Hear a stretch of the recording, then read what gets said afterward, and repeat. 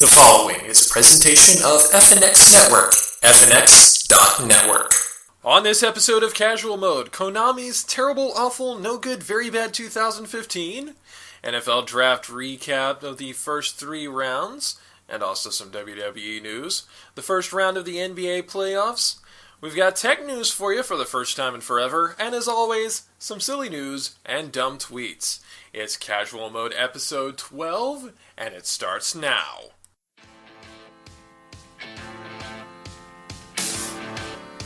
It's Casual Mode with Jeremy and David, episode 12 from May 4th, 2015, Wacky Flakka Lane. Hello everyone and welcome to Casual Mode, the podcast for geeks of all trades and masters of none. I am your host Jeremy, and with me as always is my little brother by spirit, my tag team partner, David. How are you this morning? Just looking up some airplane tickets. Yeah, we've had some offline stuff, some real-life stuff to take care of the last few weeks, so unfortunately that has caused some delays with the podcast. We apologize for that. We will be firmly back on track for this week, I guarantee you. Yeah, just production issues were going on with the people who promised us that they were going to start producing the stuff, and well, I decided, better off that I might just go ahead and do it first. In case we don't hear back from them by Monday. So, yeah. Alright, on this show, we're going to talk about the terrible, awful, no good, very bad 2015 that Konami seems to be happening. My big brother and official postseason sports correspondent Robert is going to join us for the sports section. And we're going to bring back, for the oldest established permanent floating segment, something we haven't done in something like 6 episodes. Tech news. But before that, let's get on to some interesting things from the week that we want to talk about right up front. Yeah, a couple days ago, as of the time that I put up this podcast anyways, I started a campaign regarding a video that I showed Jeremy a little while ago about the Eric Shepherd challenge and how repulsing it is to basically anybody with a working brain. Although, let's face it, YouTube and stupid challenges go pretty much together like peanut butter and sriracha. Yeah, it's real. I don't know. It's just that, and a lot of people have been telling me that this whole hashtag take back the flag idea isn't really it's not going to represent what I think it's going to represent. But I think that that's the entire point, is that you need to start thinking differently about these certain things and open your mind to ideas like changing certain images of things. Remember, there was one time back in the 80s and 90s where everyone, Democrat and Republican, liberal and conservative, etc., flew the American flag with pride. And then sometime after 9/11, that seemed to have changed when right-wingers hijacked it. We shouldn't be having them hijack anything. I am all for trying to take things from them. And this is my contribution to trying to take back something that belongs to everyone and not just to a privileged few.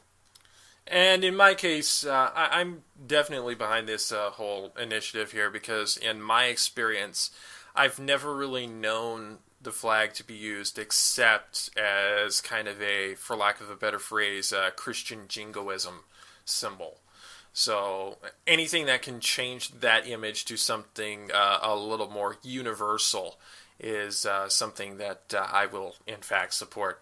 Also, from my comment earlier, I now realize there's a very real possibility that there may actually be a peanut butter and sriracha challenge on YouTube, in which case, God help us all. Oh, no. So, I mean, sriracha's becoming the big thing now. So. I got you. But yes, please, if you can, post or tweet hashtag take back the flag. Show yourself waving the American flag. I challenge anyone in the LGBT community who flies their rainbow flag to also fly the U.S. flag side by side, because nothing will anger a conservative more than that kind of an image. In much, much happier news for those of us who are fans of the Dragon Ball series, of course, in the last few years or so, we've had the new movie Battle of Gods coming after the Boo saga, and even more recently, Resurrection F, which takes place after that. Even better news has come out. This, we have a link to you from the Anime News Network that we are going to put in the show notes for you. Dragon Ball gets its first new TV anime in 18 years in July of this year. And it is called Dragon Ball Super. Yeah! It is set after the Majin Buu saga. There will be foes, of course, stronger than Majin Buu. I firmly expect that Super Saiyan God and from Resurrection F, the new form that Goku and Vegeta take, Super Saiyan God Super Saiyan, yes, that's what it's actually called, will probably make appearances in there. It'll premiere on Fuji TV and other channels in July on Sundays at 9 a.m., which is the big slot for Sunday mornings in Japan. It will be the first new Dragon Ball TV series since Dragon Ball GT, which hardly anyone gives a fuck about. Yeah, I'm really glad about this, that they're finally going to replace Dragon Ball GT. Dragon Ball GT was a fucking travesty. Yeah. Well, technically, we haven't quite overridden GT yet. I mean, there are some things from Battle of Gods and Resurrection F that do challenge the canonicity of GT. But if you think about it, from the ending of Battle of Gods, it was mentioned that there are, in fact, 12 different universes. So it is very likely that GT is from one of the universes, and that this one is from the 7th universe, where Dragon Ball and Dragon Ball Z, at least in its Kai iteration, has taken place.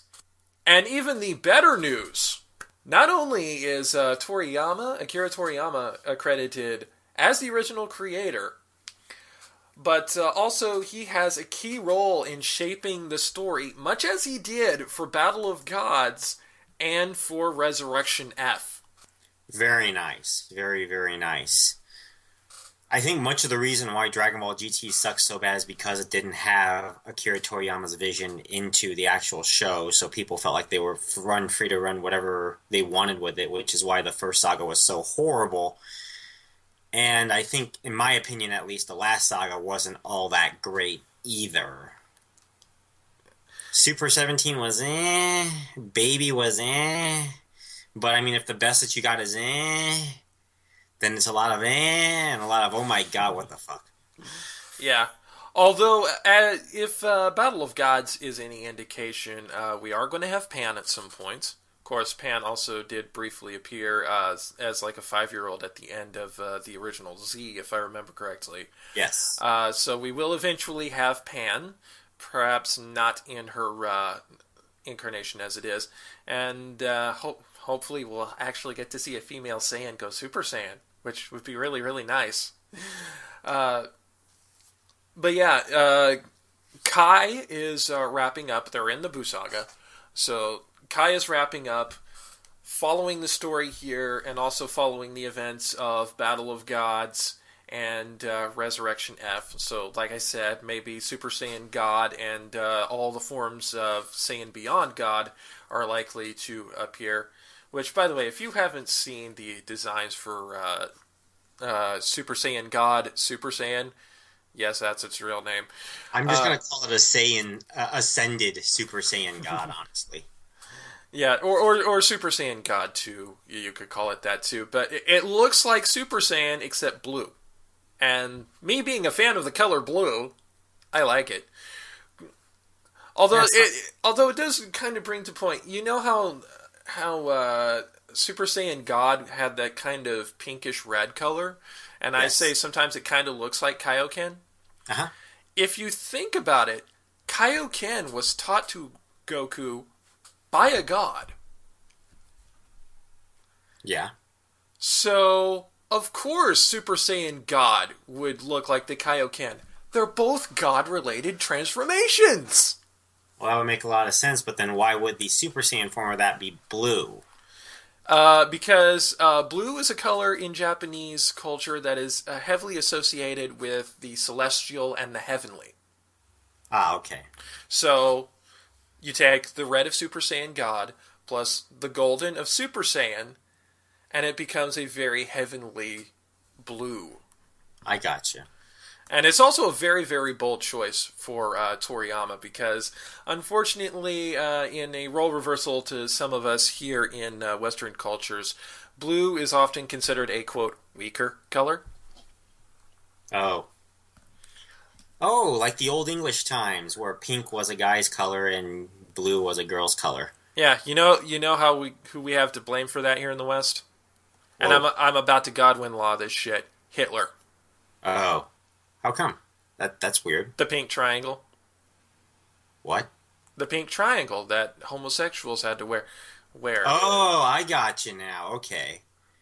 Sorry, I wasn't. Yeah, wow. I didn't know that we originated from that. I hate to Godwin law that shit, but it has to be said. Well, it's not Godwin's law if that's actually where it came from. Yeah. Well, Godwin's law, the invocation of Nazis. Uh, Right, but I mean, if it's historical, then it's historical, so. but yeah, anyway, enough of that shit. New Dragon Ball anime! Following Battle of Gods, which I loved, and Resurrection of Frieza, which I've not yet gotten to watch. I hope to get to watch when it actually does come out during the summer here in North America. Of course, I also have mad respect for the people at Funimation. That was one of the first dubbed animes that I ever actually got to watch, so it's no wonder that I have such a deep respect for those guys.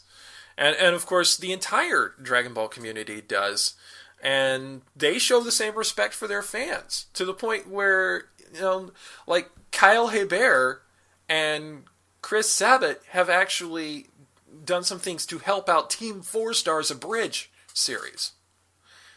And where Takahata 101 got to be a guest, one of the created character of guest voices in Xenoverse. So there's a lot of synergy at the very least between the Funimation dub team and the North American Dragon Ball fans. So I gotcha. all right. One other piece of really great news, in addition to all of our various different social media outlets, which you can find linked at casualmodepodcast.com, we now have an Instagram! Woohoo! Yeah, whenever David or I are out at special events, we can download the app onto our phones or whatever and upload images to Instagram. I, for instance, uploaded 5 images from my recent foray to the Oklahoma City Memorial Run, including one image of this guy who was running the half marathon dressed as Captain America. Oh, that's gotta be awesome. And you want to talk hashtag take back the flag? The guy did the entire thing while holding an American flag. So, yeah, I selected 5 different images from that, put that up on the Instagram to get us started running on that. No pun intended. So, yeah, casual mode Instagram. We're only what? Do we really need an Instagram? Well, I was thinking, whenever we do like special events or when one of us like goes out to a convention or a game pre-order thing or something, we can take pictures, load that up to there, and share that with people. Well, that's why I created it. And I wanted to start with the Memorial Run because, well, I'd taken pictures of it anyway, and there are some interesting images there. For instance, there was this one half marathoner who unfortunately collapsed on the course. But one of the images that I have on there is her coming into the end, being supported by a group of firefighters in full gear. Just like a wall of firefighters with her, carrying her to the finish line to make sure that she made her goal of finishing this half marathon. And if that's not something that you find cool, you need to examine whether or not you have a heart. Alright, so I guess you already did the social media plug, but I'll do it again. casualmodepodcast.com, where you can check out all the links. Facebook.com/casualmodepodcast is the Facebook. Twitter, I am at 0chharporia. I'm Shadowbird712. And then, of course, check out our YouTube channel at the gigantic link that you can see below in the description. And we are also on iTunes. And Instagram! Instagram, yes. I got to add that on now starting next week, don't I? Hashtag no filter.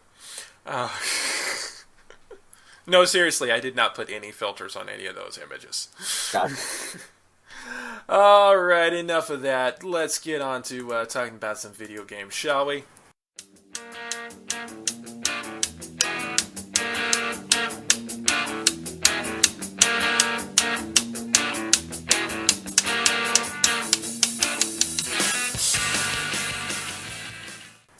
As usual, we're going to start off by telling y'all what we're playing this week. David, if you would. Yeah, I've just been playing Adventure Capitalist. I've been just really busy lately, Jeremy. So basically that's the only game that I've played in a Progress Quest and a lot of other idle games. So yeah, I've just been really busy. So idle games is all I can play. One part about idle games, by the way, is that you can pretty much play them while you're doing just about everything else, including taking a crap. For my part, I have, of course, been playing the usuals, Fire Emblem Awakening, Shin Megami Tensei 4, Pokemon Shuffle, Pokemon Rumble World, Street Pass Plaza. I actually also downloaded the client for Pokemon Showdown, and have done some run-throughs with my two teams from Pokemon Alpha Sapphire to in there. Cool. Ran the Senshivis through OU No Megas, and Nice. I didn't win. But I did get 2 good KOs out of it, and lasted quite a while. So small victories, small victories. New releases for the week. We do have quite a few interesting ones. First, the Game of the Year edition for Middle-earth, Shadow of Mordor, is coming to the Xbox One, PS4, and the PC on May 5th. Also coming out on May 5th, we have the incredibly long-titled Shin Megami Tensei Devil Survivor 2 Record Breaker San Diego County Credit Union Poinsettia Bowl for the 3DS. Okay, so I made up part of that title. What can I say? I love overly long titles, and I love making overly long titles even more overly long. And one that I believe David has mentioned before, Wolfenstein: The Old Blood, which is kind of a companion game to The New Order, coming out on May the 5th for Xbox One, PS4, and PC. Nice. Another fun one that I saw coming out on Steam on May the 6th for PC, Mac, and for Linux is a game called Vertiginous Golf. For those of you who are not living dictionaries, what vertiginous means, according to Merriam-Webster, is causing or likely to cause a feeling of dizziness because of great height. So that's where vertigo comes from. What it is a dystopian steampunk mini-golf adventure game. It's set in the skies above an alternate world where life on the ground is enveloped by permanent smog, constant darkness, and never-ending rain. And from Steam's website, which we will have the link to you for, the description of it is, after suffering on the ground under a haze of smog and pollution, the people of Scudborough have been split in half by a lottery, with the winners heading up in the clouds to live in a floating city called New London. For those left below, they can get a temporary escape from the gloom through the Vertisphere, a device that allows them to rise virtually into the cloudy paradise to play mini-golf on challenging obstacle courses floating in the sky. But something is amiss in this nation of 2 cities. Another voice is trying to break through the propaganda messages of peace and prosperity. A voice of an insurrection. This is golf. Yeah, it's a dystopian steampunk mini-golf adventure game. It has actually been in early access for quite some time. It's available for $14.99 for single people, or if you want to buy a copy for 3 friends, you can get a 4-pack for $44.99. It seems to have done very well in early access, and its official release is going to be May the 6th. I had to look that up mostly, though, only because, I like games with wonderfully quirky titles, and besides, it's fun to say vertiginous. Don't make me do a let's play on that one. Vertiginous. Oh. The major story from this past week or so has been what I affectionately refer to as Konami and the terrible, awful, no good, very bad 2015. If you know what that's a reference from, congratulations! You can either read or are a fan of Steve Carell movies. Konami is not, as the title suggests, their 2015 so far has kinda sucked for them.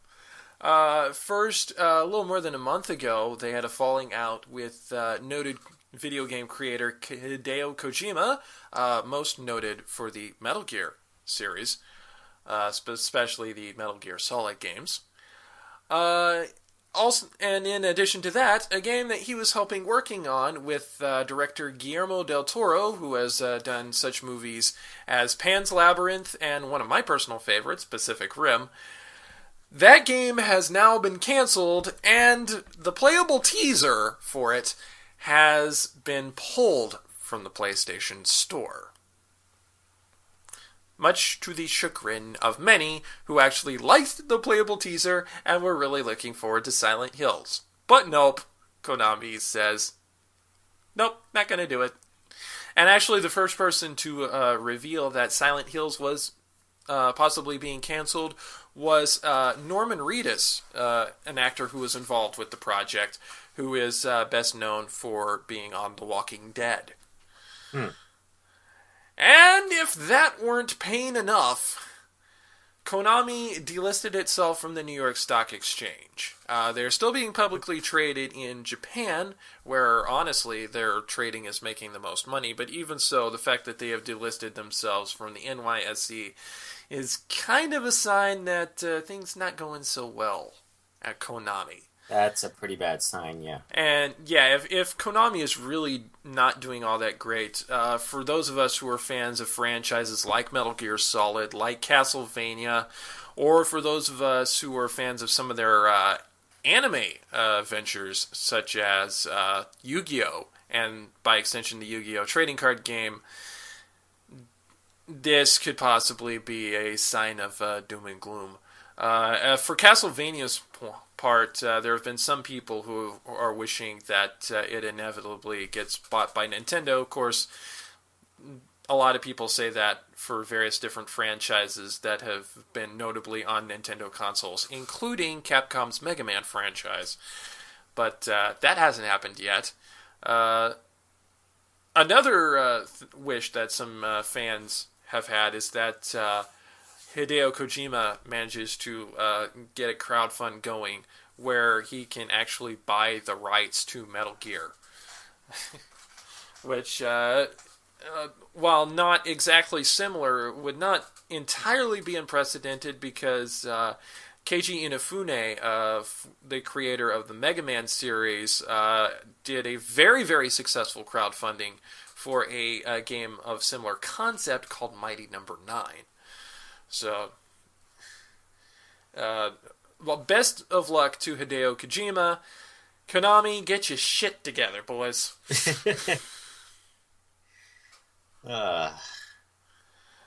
And last but not least for the video game segment this week, we do have a little bit of Major League Pokemon news. David, take it away.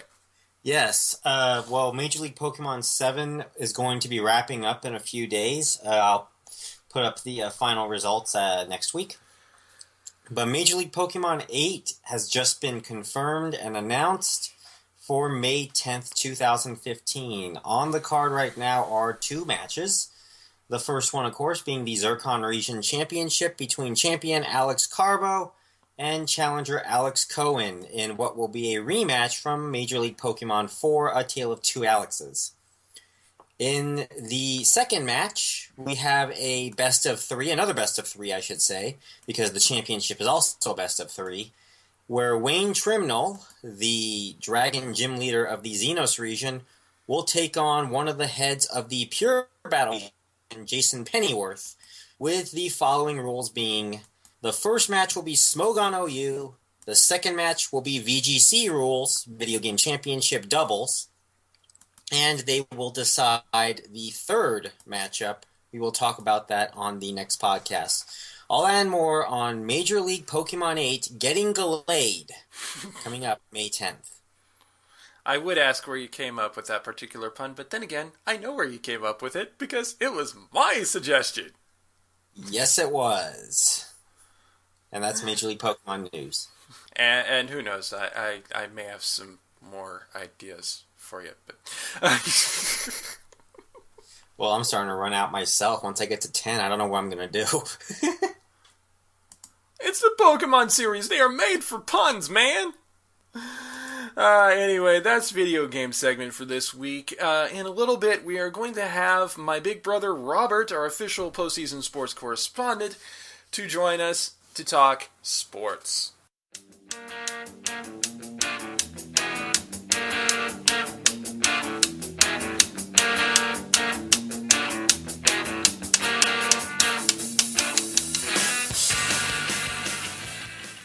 We have a lot to talk about in sports this week, and to help us break it all down, we have brought back for the first time in quite some time the official postseason sports correspondent of Casual Mode, my big brother, Robert. Not so big, but hello, everyone. Yeah, not quite as big anymore. He's been working real hard to lose some weight. Yeah, I'm down 37 pounds as of this recording. Yeah, we're shooting to get him into the Memorial 5K run next year. All right, let's start off with the NBA playoffs, which actually, because we are in fact unstuck in time because of the recording date of this podcast, is not entirely done yet, the first round. We do still have one series that will be done by the time this podcast comes out, but is not yet done on the time that we're recording this. The Clippers and the San Antonio... about it tomorrow. Yeah, the Clippers and the San Antonio Spurs, which... Yeah, they're going into Game 7, which I believe David and I both had. But we did actually have 3 whole sweeps in this round, including one that we didn't really see coming, but in retrospect, not really that surprising. Washington over Toronto. Of course, that was followed up by a very interesting set of... needling tweets from Paul Pierce, who is currently with the Washington Wizards, including one of him sitting on the Iron Throne from Game of Thrones. So now the GM of Toronto can think of some other ways to get himself fined. Yeah, well, yeah, if Paul Pierce is sitting on the Iron Throne, then does that make the GM of the Raptors Joffrey? Because he just got bitch slapped? Probably. What is it with big figures in Toronto and getting themselves into trouble? Clearly best friends with Rob Ford there. As far as I know, the GM of Toronto hadn't been busted with crack. Yet. The sweep that we all saw coming, Cleveland over Boston. And the sweep that we did not see coming, but in retrospect really isn't all that surprising, Golden State over the New Orleans Pelicans. God, it's hard to remember to refer to them as the Pelicans now. I'm so used to them being the Hornets. Yeah, that one was... I thought that they would kind of... Yeah, the Pelicans would get fed. Yeah. The other notable series... Atlanta took it to Brooklyn in 6. The Bulls demolished Milwaukee in Game 6 to take that series. Yeah, it was like Milwaukee forgot to show up. Complete annihilation. Total smackdown. The one that we were unsure about, Memphis actually did beat Portland, which, if I remember correctly, by way of coin flip, I had. So I'm not going to really claim that as any source of pride because, well, I left it up to the universe to decide. Yeah. And Houston laying the smackdown on Dallas 4-1. Dallas managed to get one game in before falling apart. But then again, that's not really surprising because 2 words, James Harden. And 2 more words, Dwight Howard. But yeah, like I said, the last series still going, currently tied up at 3-3 as of the recording of this. LA Clippers versus San Antonio Spurs. Whoever wins, we all win. Yeah. Although I still want to see the Spurs win. So the second round matchups that we do have set right now. Atlanta versus Washington. Atlanta had some key stumbles against Brooklyn. They did manage to win the series in 6, but they did have some untimely stumbles. So I'm going to call Washington for the upside. I'm going to take Atlanta with this one, but I'm going to go Atlanta in 7. I'd say Atlanta in 6. Yeah, I'm going to roll 7 games on this, but I think it's going to be Washington. Of course, part of that might be because of my bias, because now I'm officially moving to Atlanta, but, you know. Chicago versus Cleveland. This one's actually going to be a pretty good series. Don't let the fact that Cleveland steamroll over Boston fool you. Derrick Rose is back, and he is back hard. So, this one, I think it's going to be a 6-game series. As much as I would like to see LeBron James go down in flames against the Bulls, unfortunately, I do think it's going to be Cleveland. I think I'm going to go with... Well, I'm going to say because I have a good friend up in Chicago, one of my closest friends actually, lives up in Chicago, and I would like to see a series where we both are kind of represented in the Eastern Conference Finals. I'm going to go with Chicago in 7. I think it's going to go a 7-game series too, and I agree with you, Dave. I think Chicago will win it in 7. And the last one that is currently set, although we probably are going to speculate about the last Western Conference matchup anyway, because, well, that's just how we roll around here.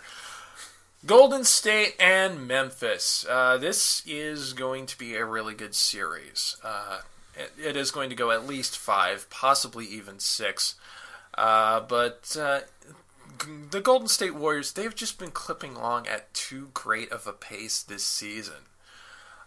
So I've got Golden State in 6. I'm going to do something bold here.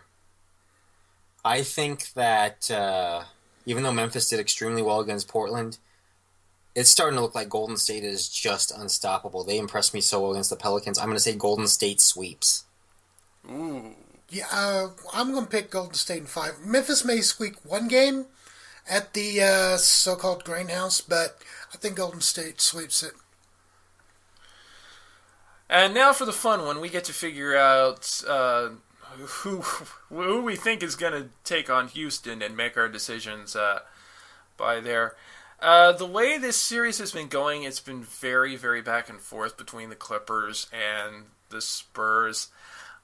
I am going to hold to my prediction that the Spurs come out of here. And if they get past the Clippers, I think they have a legitimate chance to beat Houston in 6 or 7.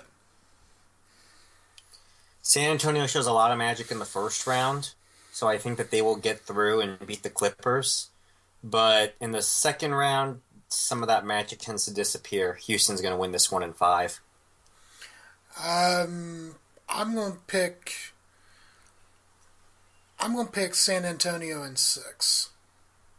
Yeah, of course, all our predictions are guaranteed to be inaccurate, so if you are actually making bets based on these predictions, oh, you poor unfortunate soul. Yeah, there's a life out there you might need to get. I actually heard that there were some people that bet on the WrestleMania tickets that actually bet on Rusev to win. Oh, those poor unfortunate souls. Congratulations on losing your money. You fucking deserved it. Before we move on out of the NBA, we would like to let you know some great news out of Oklahoma. We have a head coach again! His name is Billy Donovan. He was the former head coach at the University of Florida. So he got out of the epicenter of crazy into, as Mom would say, the epicenter of crazier.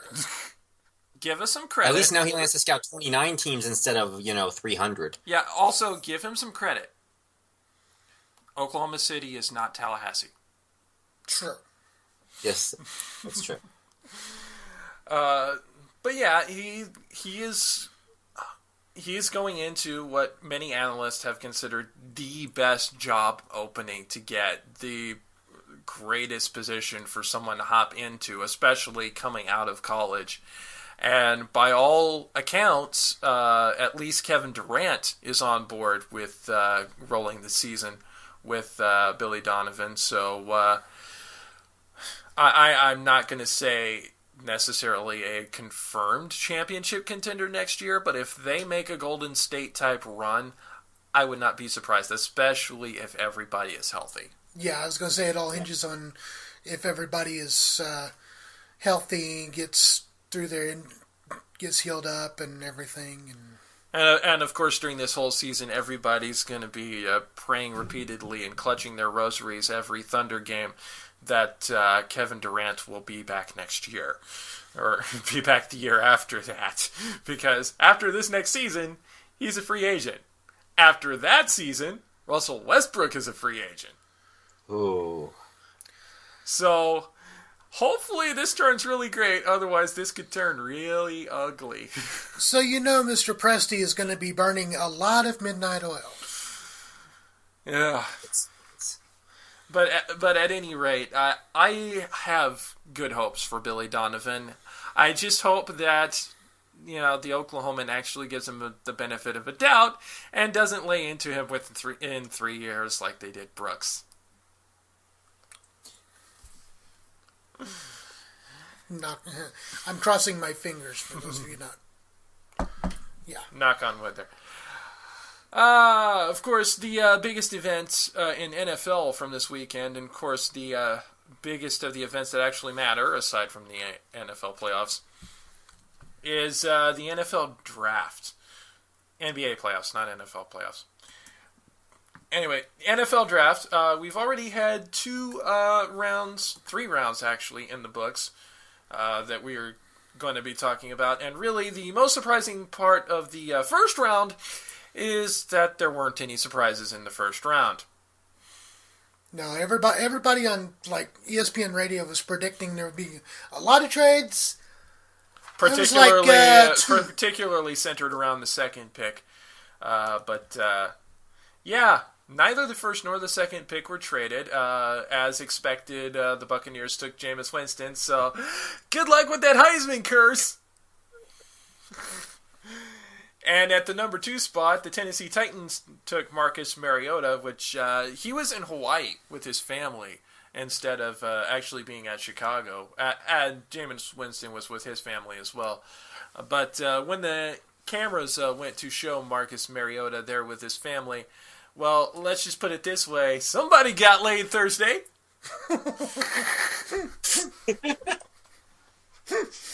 Ba-da-boom. But yeah, with those first 2 picks there, it is now a race in the 2015-2016 season to see who gets hit by the Heisman curse first. And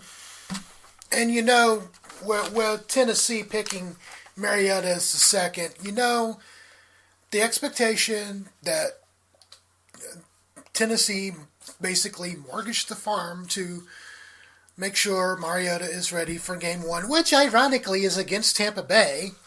Some people brought that up on the broadcast.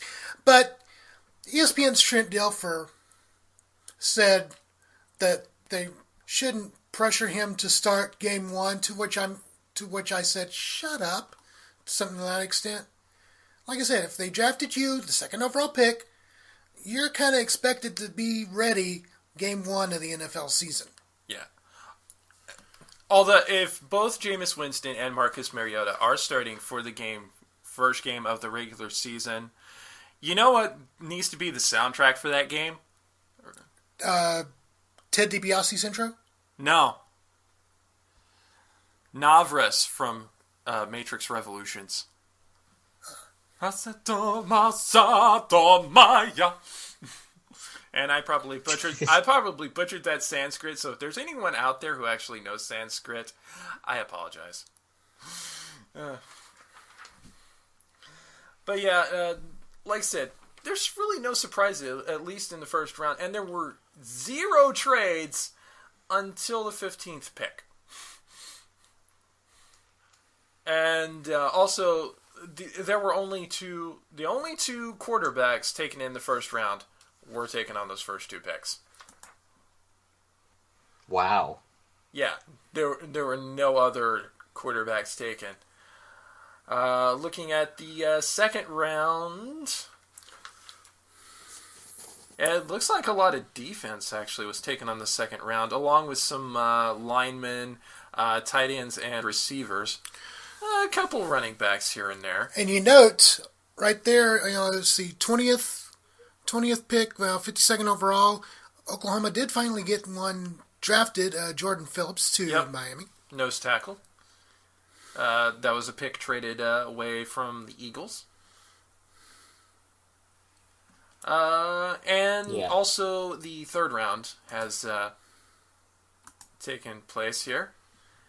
And let me just look through here a little bit. Again, we did actually have a quarterback taken in the third round to the New Orleans Saints. Garrett Grayson of Colorado State. Heir apparent to Drew Brees? Question mark? Yeah, Drew Brees is kind of getting up there long in the tooth there. Very nice. So, yeah, again, some people have been saying this is kind of a boring draft because there haven't really been any mind-blowing decisions aside from the fact that the second pick wasn't taken. There is one other from the first round that I did want to talk about, and it is the Broncos pick from the first round. Of course, they've had a defensive back that's had some problems with marijuana use, Von Miller. Well, at the 23rd pick, they took defensive end Shane Ray. They had gotten that pick from the Lions. Shane Ray being someone who also, before the draft, had gotten busted for possession of marijuana. Of course, now he's going to Colorado, where, as we know, marijuana has been decriminalized, so don't think he'll be having any legal issues with that anytime soon. It's like the jokes write themselves. Yeah, and the round 4 of the NFL draft is starting right now, and the Tennessee Titans have just submitted their pick. Find out what it is very soon. Yeah, so of course we won't have full draft coverage because, well, it's still ongoing. We also, before we move on to other very important things, we do have a brief note about the big fight, alleged fight of the century, and that is that we still do not care about it. I hope both of these... Well, this is Saturday, and everyone keeps hyping it up as, like, the biggest fight, like, ever. Yeah, supposedly one of the biggest events in horse racing, the Kentucky Derby, is getting completely overshadowed because it happened to be on the same weekend as A, Game 7 in the NBA playoffs, B, the NFL draft, and C, the fight. Yeah. But yeah, as far as I'm concerned with the fight, and depending on how the fight goes, this is going to look very silly. Knock yourself out, boys. No, seriously, please, knock yourself out. Oh, and just an update on the NFL draft. The Tennessee Titans have made their first pick, and they have chosen Angelo Blackson, a defensive tackle from Auburn. This has been the first round seemed to have been pretty defense heavy. It seems. Yeah, probably because defense is what won the championship this past year, the Super Bowl. All right, moving on to forms of fighting that actually matter to us. The UFC. Something very, very interesting that UFC did recently.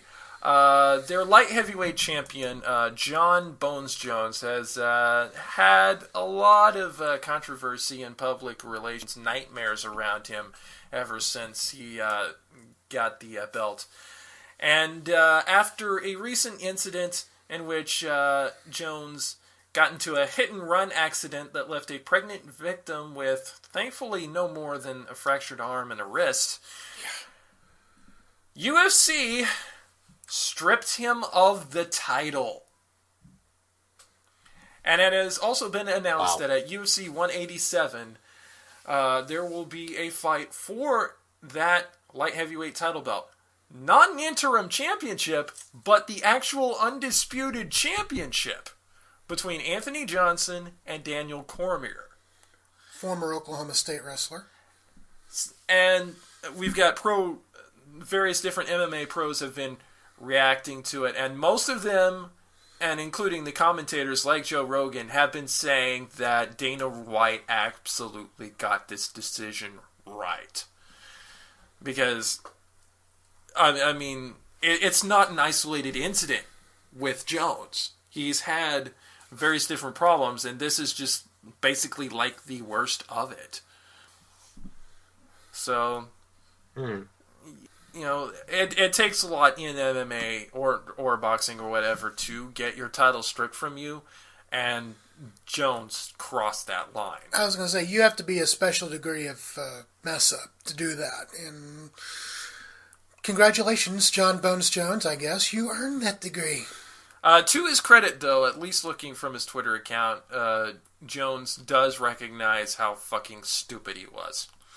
So there does seem to be some contrition there on his part.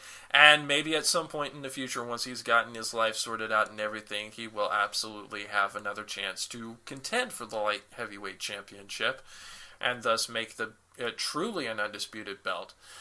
But until then, you done screwed up, and you are going to have to live with the consequences of your actions. One more note before we get into some wrestling, and we don't talk a lot of European soccer around here, although I do have a little bit of an affinity for the English Premier League, Swansea City being my team, because, well, it's a fun name to say, Swansea. But one of the teams in the Premier League, Blackpool, also known for being the home place of NXT general manager William Regal, they've been having some troubles in recent years. Their owners have been, well, quite frankly, giant bags of dicks. And the fans have really turned on the team, and it's even gotten to the point where they are being relegated down out of the Premier League. And the fans, at their most recent game,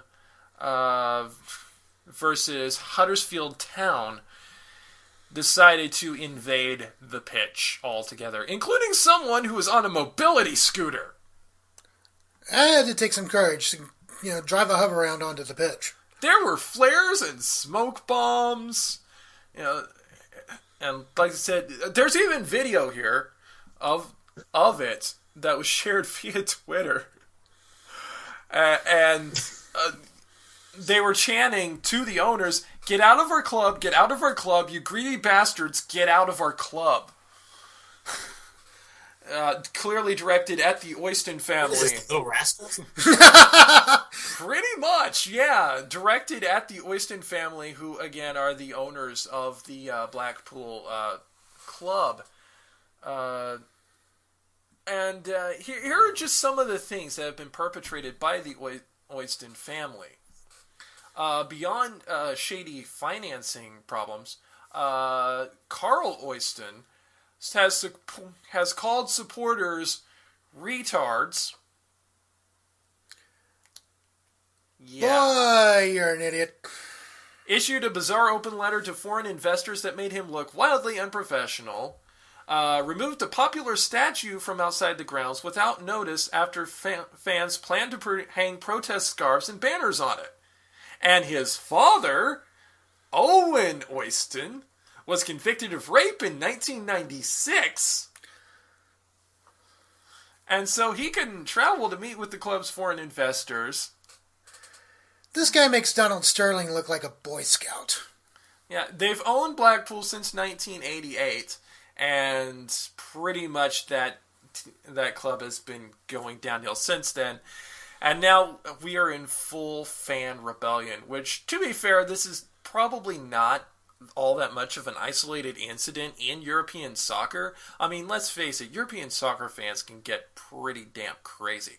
There's a reason why soccer fans are sometimes referred to as hooligans. But, yeah. This is... Can we get Steve Ballmer to buy this team too? Exactly.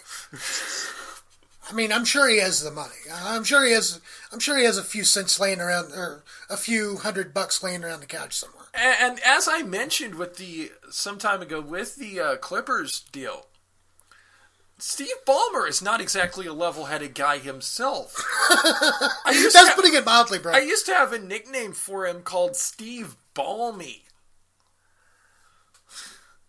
Yeah, I used to call him Steve Balmy because of some of his antics as an executive for Microsoft. Yeah, like coming on stage to announce a product, and he's all like, "Whoa, whoa, whoa," which has been spoofed many a time on Dan Patrick's show and other places. But yeah, he's more sensible than either Donald Sterling or Dan Gilbert or this family here, the Oystons. Jeez. That's how you know you've gone to another level of hell. Alright, enough of entertaining sports, and now into sports entertainment. First of all, brief recap of Extreme Rules, or as I like to call it, oh dear God, why the pay-per-view?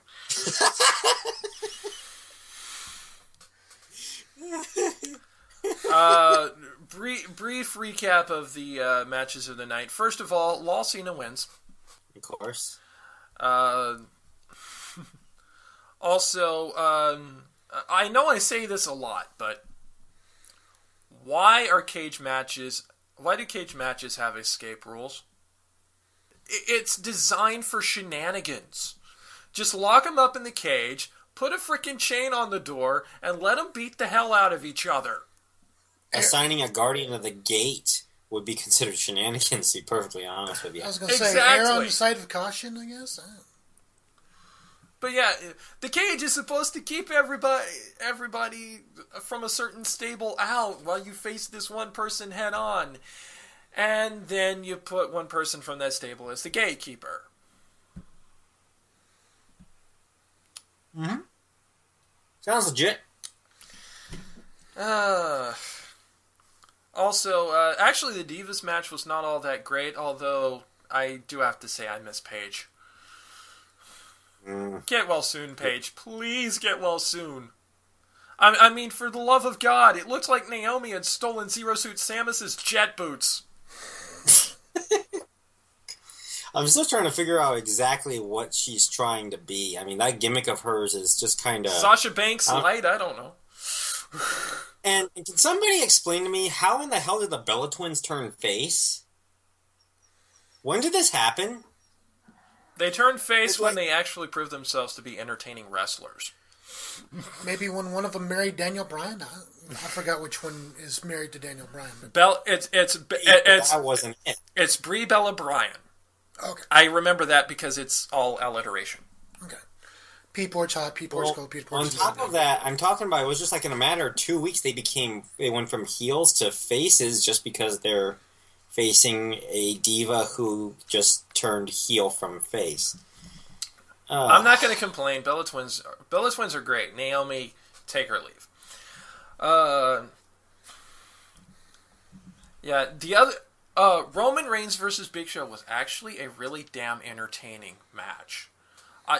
I love the Last Man Standing match. This is no secret. Yeah. I love that gimmick when it's done properly and not with duct tape. But it was a really entertaining match. It was absolutely the kind of match that you would expect both of these two to have, and they did it really, really well. And the way it ended with Roman Reigns toppling an announce table on top of Big Show was actually a really good way to finish off that match. I'm actually surprised you like that finish because, I mean... see, for one thing, both of these are really, really strong people. So if Big Show was not actually knocked out, I truly believe he could have pushed that announce table off of himself. So the fact that he wasn't able to means the boy really was knocked out and not just struggling because his feet are bound to a fucking ring post. So that's a lot more credible. Besides that, it really goes to show the strength not just of the Big Show, but also of Roman Reigns. That he was able to topple that announce table end over end onto the Big Show. Now, was it the main announce table or this ever-popular, ever-destructive Spanish one? I think the Spanish one, Roman Reigns actually speared Big Show through. And then he toppled the main one on top of Big Show. I tell you, the Spanish announcers never get any respect. But yeah, it was a really great finish, a really, really brutal match. I liked it. I did not get to see any of the pre-show matches, but I do know that unfortunately Daniel Bryan out with injury again, so they had to pull a audible there and have Bad News Barrett go up against Neville, which by all accounts, from what I have heard, was a really, really great match that put Neville over big time. But more on Neville a little bit later. The tag team match, really about the only thing I have to say about that is, okay, we get that the New Day are really kind of annoyed with people chanting New Day sucks to their hand claps. Which brings to mind the simple, logical question, why don't they just stop doing the hand clap thing? That would be too easy. I mean, even JBL is out there saying that. Why are they leading them in the chant if they don't like the reaction that they're getting from it? And I'm like, really? I'm agreeing with the heel commentator again? You think logic applies to pro wrestling? It's not just the fact that it's logic. It's the fact that it's bone dead stupid. There's having your own sense of logic, and then there's flying in the face of every kind of logic, including your own. You are showing this team being mad as hell that people have taken their claps and have twisted it into an insult toward them, and it never freaking occurs to them to just go, you know what, fuck it. Not clapping. We're going to figure out something else to do, and y'all better not fuck that up. But no, we can't do that because apparently PG means pointlessly gross. Or pointlessly gullible. That too. That's really all I have on Extreme Rules. Well, how about final rating? 2 unicursal hexagrams. It wasn't horrible. No, it was bad. It was bad. but the good matches brought it up enough to make it a 2 to me. Some notes from the this week on WWE programming. Of course, the most important one being that we already have the main event for Payback set by way of a WWE fan vote on Raw. It is going to be a triple threat match for the class ring belt, as I like to call it.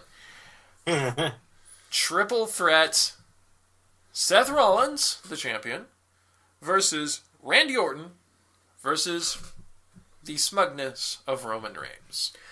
Yeah, and I just heard the promo for this week's Raw, and Michael Cole saying, Seth Rollins better get enjoy these next 21 days because that's probably about all the time he has as champion. Yeah. Also, during this week, they had the King of the Ring tournament. Part of it was on Raw. Part of it was actually as a WWE Network exclusive. Adrian, the network.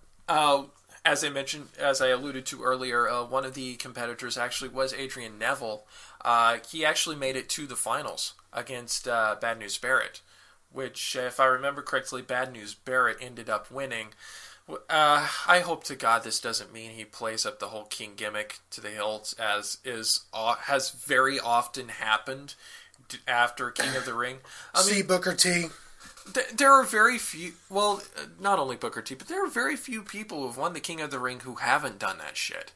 The only one I can think of off the top of my head, Stone Cold. And that's only because his promo after winning the King of the Ring kicked off something else altogether. Bret Hart in '93 as well. But yeah, we had King Booker, we had King Mabel, all these other people who won the King of the Ring thing. I'm pretty sure that maybe even Triple H's King of Kings may have actually dated all the way back then. I don't know. I think William Regal too. So, please, you have a good gimmick going there, Barrett. Please don't fuck it up with this King shit. Unless this is It's nice to push Neville to the moon by beating Bad News Barrett and winning the King of the Ring, honestly. Yeah, but as I understand it, they had a really great match. Which is not just a credit to Neville, it's also a credit to Wade Barrett, whom I've actually been really, really high on since the first season of NXT. And not just because he was Chris Jericho's protege, although that helped. Other key WWE news from the NXT side. Mark your calendars for May 20th, folks, because we have the next NXT TakeOver event. Whatever its secondary title is, I don't think has been announced quite yet. We already have 2 matches ready for the card, at least as far as we know. We do have some speculated matches ready as well. The 2 that seem to be pretty much confirmed are Kevin Owens versus Sami Zayn for the NXT Championship. Personally, I think Sami Zayn's going to win back the title and get his revenge on Kevin Owens, and then Kevin Owens will probably move on to something else. Of course, he's been kind of doing a double feud with Sami Zayn and Alex Riley, which I don't think Riley has been doing Alex Riley any favors, even though the matches have been pretty good. Also, a triple threat match for number 1 contendership for the NXT Championship. Tyler Breeze, Hideo Itami, and Finn Balor. And honestly, part of the reason why I think Sami Zayn is going to win it is I have a very good suspicion that Tyler Breeze may end up being the number 1 contender.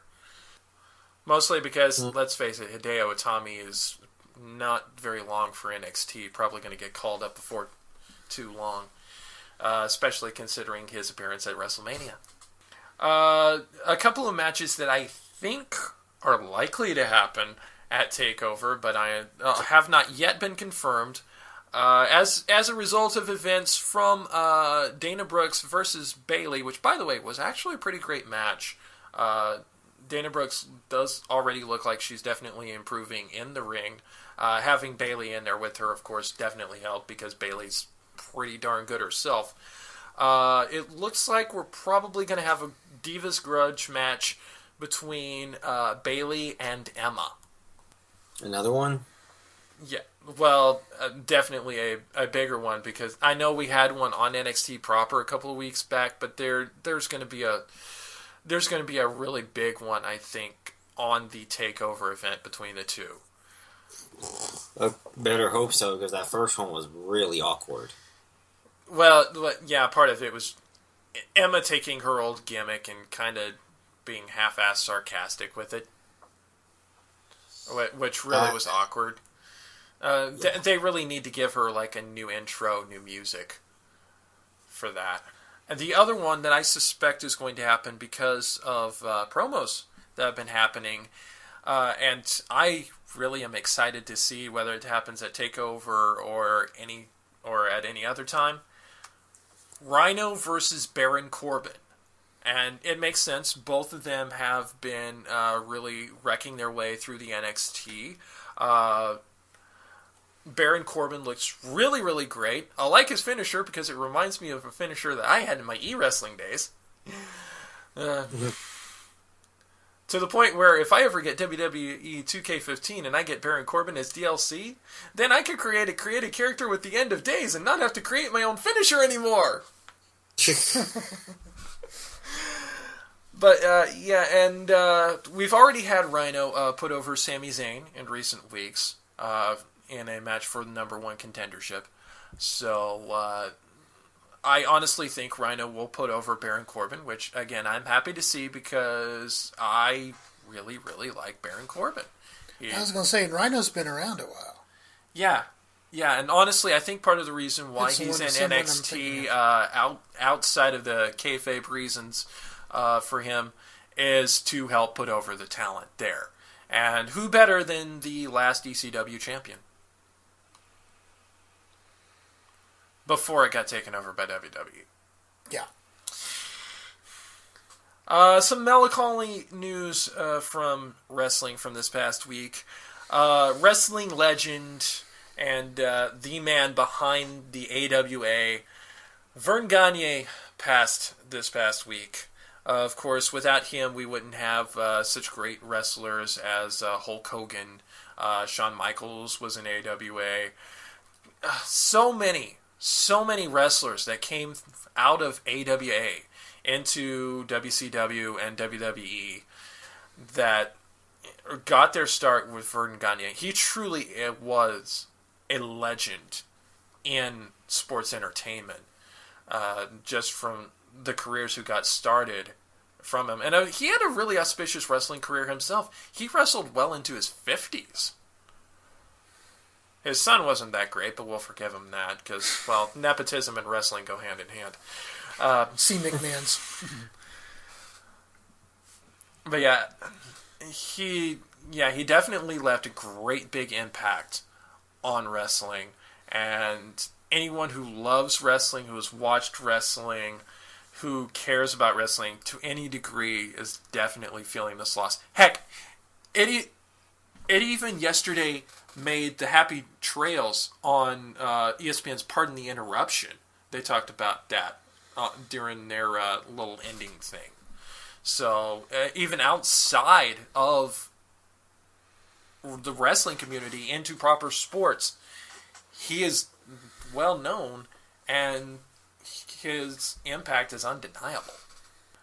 Condolences to the Gagne family, to all who knew him, all who loved him, and rest in peace, Vern. And unfortunately, there's no real good segue away from that. So, coming up, we have tech news for the oldest established permanent floating segment for the first time in roughly about 6 episodes.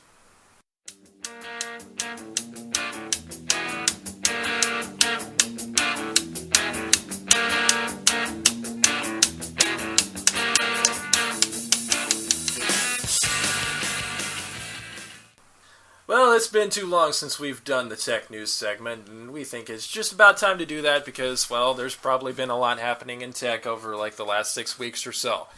So, let's start off with something kind of interesting. Congressmen to give cops a very, very easy rule, according to Ars Technica, as are all these stories. Quote, just follow the damn Constitution. Context for that headline. Despite the best efforts of law enforcement to convince a congressional subcommittee that technology firms actually need to weaken encryption in order to serve the public interest, lawmakers were not having it. Daniel Conley, the district attorney of Suffolk County, Massachusetts, testified Wednesday before the committee that companies like Apple and Google were helping criminals by hardening encryption on their smartphones. He echoed previous statements by the recently departed Attorney General Eric Holder. Conley quotes in his prepared testimony, "In America, we often say that none of us is above the law. But when unaccountable corporate interests place crucial evidence beyond the legitimate reach of our courts, they are in fact placing those who rape, defraud, assault, and even kill in a position of profound advantage over victims and society. Bullshit.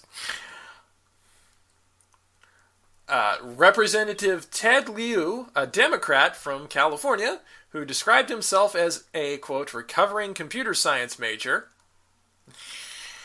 provided one of the most forceful counter-arguments. He is just one of 4 House members with computer science degrees, which is way not enough. Oh, by the way, he's also a lieutenant colonel in the United States Air Force Reserves and served his 4 years as a member of the Judge Advocate General's Corps. So, he's a JAG! And his quote is, "It is clear to me that creating a pathway for decryption only for good guys is technologically stupid. You just can't do that." He also underscored that he found Conley's remarks offensive. Here is the major quote of it in his argument. "It's a fundamental misunderstanding of the problem. Why do you think Apple and Google are doing this? It's because the public is demanding it. People like me, privacy advocates. A public does not want an out-of-control surveillance state. It is the public that is asking for this. Apple and Google didn't do this because they thought they would make less money. This is a private sector response to government overreach. Then you make another statement that somehow these companies are not credible because they collect private data. Here's the difference. Apple and Google don't have coercive power.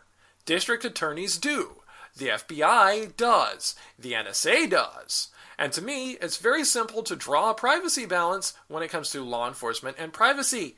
Just follow the damn Constitution." And there's your title drop. And because the NSA didn't do that, and other law enforcement agencies didn't do that, you're seeing a vast public reaction to this. Because the NSA, your colleagues, have essentially violated the Fourth Amendment rights of every American citizen for years by seizing all of our phone records, by collecting our internet traffic, that is now spilling over into other aspects of law enforcement. And if you want to get this fixed, I suggest you write to NSA. The FBI should tell the NSA, stop violating our rights.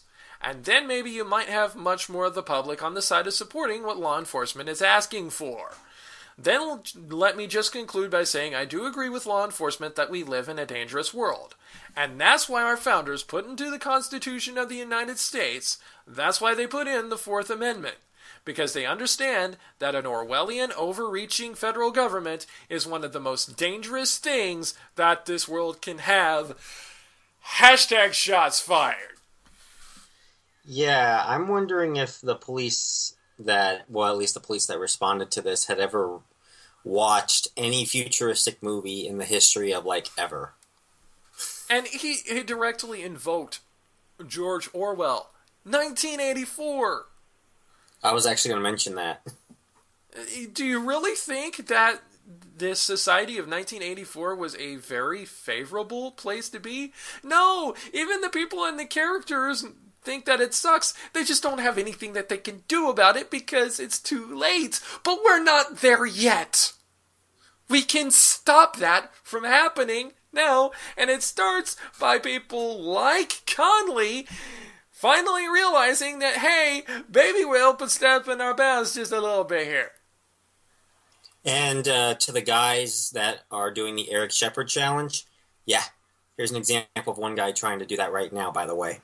I give you Exhibit A. Just saying. But yeah, I'm all for law enforcement trying to be able to solve crime and put people who commit crimes behind bars. However, as it just so happens, our law enforcement generally doesn't do that. Most of the time that they actually bust people, it's for the relatively minor shit. Our prisons are full because of people who are being sent there for, say, minor drug offenses. Instead of, people who are actually causing serious damage to society, like white-collar criminals. Though I'll be honest with you, I am all for what Chris Rock said. You might want to follow those simple tips at this little video I'm going to post in the description on how not to get your ass kicked by the police. Just saying. All right. Well, now we have a couple of stories involving the official free market nemesis of casual mode, Comcast. Wait, we got a nemesis? Yeah. Oh. The official nemesis of the free market of casual mode, Comcast. First of all, Comcast brings fiber to a city that had sued 7 years ago to stop fiber rollout. That, Alanis Morissette, is what you call irony. So, Jeremy, I have a question. What up? Okay, so I'm moving to Atlanta, and I just came to the realization that there are only two options for me as far as cable goes. One is Comcast. Unfortunately, Cox is not there. Although, to be perfectly honest, I think Cox is even worse than Comcast. They're just smaller. And the other option is AT&T. Now, AT&T seems like the better choice, but the problem is that they have a kind of an upload limit of 250 gigabytes. So, what would be the better option in this case? I mean, one side you have $45 a month for 25 Mbps. It's tech news, everyone. 25 Mbps and unlimited bandwidth. And on the other side, you get the same stuff for $20 a month, but it's 250 gigabyte limit. Well, I don't think we quite use that much yet. I think I use that much. I'm not sure. Anyway, we kind of got off track on this story here. Yeah, no problem. Yeah, in April of 2008, Comcast sued the Chattanooga Electric Power Board to prevent it from building a fiber network to serve residents who were getting slow speeds from the incumbent cable provider. Comcast claimed that EPB illegally subsidized the build-out with ratepayer funds, but it quickly lost in court, and EPB built its fiber network and began offering internet, TV, and phone service. After EPB launched in 2009, incumbents Comcast and AT&T finally started upgrading their services. But not until this year has Comcast had an internet offering that can match or beat EPB's $70 gigabit service, which is probably the cheapest we've heard of having fiber internet for. Comcast announced its 2 gigabit per second fiber-to-the-home service on April the 2nd, launching first in Atlanta, then in cities in Florida and California, and now in Chattanooga, Tennessee. Quote from Comcast, Comcast today announced that it will offer residential multi-gigabit broadband service for up to 200,000 customers in Chattanooga beginning in June and expects to expand availability locally over the next several months. There's no word on Comcast pricing yet, but it could vary depending on the level of competition in each city. AT&T, for example, charges $70 a month for gigabit service in cities that have Google Fiber, and as much as $40 more in cities that don't have Google. Comcast has charged a whopping $399.95 a month for its existing 505 megabit per second service, but says it will charge less for the 2 gigabit per second plan, which it intends to roll out to 18 million homes nationwide by the end of the year. And here's an example of the free market actually doing some work.